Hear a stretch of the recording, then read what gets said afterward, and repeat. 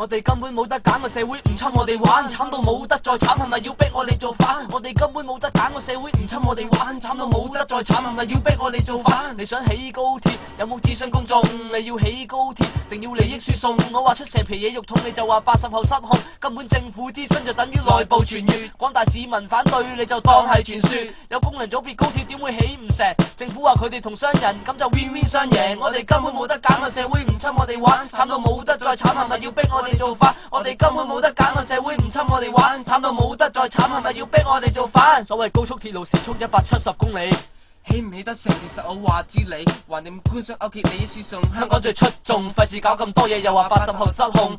但係日日強姦民意，我淨係想知幾時先至係最後一次。我哋要啲乜？政府你到底明唔明？叫你起公屋居屋，你又要問李嘉誠；叫你起高鐵，你一意孤行咁懶型。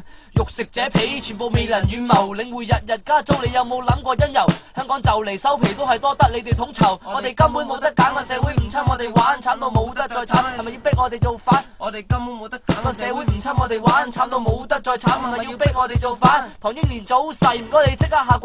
你係咪有心強化香港嘅貧富懸殊？係咪要全香港市民我哋一齊下廚？炒你魷魚！唉，發夢趁早，差諗唔做緊係好。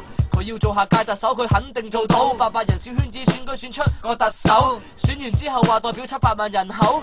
假民主仲慘過做貓做狗，就算想自殺跳樓都要去國家攞籌。我哋根本冇得揀，個社會唔侵我哋玩，慘到冇得再慘，係咪要逼我哋做反？我哋根本冇得揀，個社會唔侵我哋玩，慘到冇得再慘，唔好逼我哋做反。